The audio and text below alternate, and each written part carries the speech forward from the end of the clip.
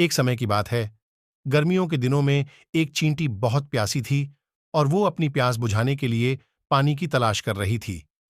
कुछ देर आसपास तलाश करने के बाद वह एक नदी के पास पहुंची। सामने पानी था, लेकिन पानी पीने के लिए वह सीधे नदी में नहीं जा सकती थी। इसलिए वह एक छोटे से पत्थर के ऊपर 4 इंच गई। लेकिन जैसे ही उसने पानी पीने की कोशिश की, वह गिरकर नदी में जा गिरी।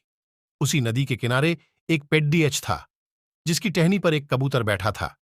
उसने चींटी को पानी में गिरते हुए देख लिया।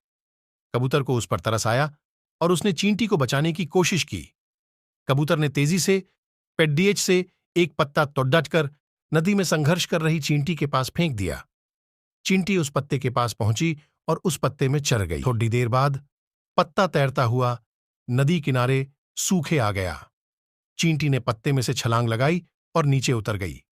चींटी ने पेड्डी की तरफ देखा और कबूतर को उसकी जान बचाने के लिए धन्यवाद किया। इस घटना के कुछ दिनों बाद एक दिन एक शिकारी उस नदी किनारे पहुंचा और उस कबूतर के घोंसले के नजदीक ही उसने जाल लगा दिया और उसमें दाना डाल दिया। वह थोड़ी ही दूर जाकर छुप गया और उम्मीद करने लगा कि वह कबूतर को पकड़ डालेगा। कबूतर ने जैसे ही जमीन में दाना देखा, वह उसे खाने के लिए नीचे आया और शिकारी के जाल में फंस गया।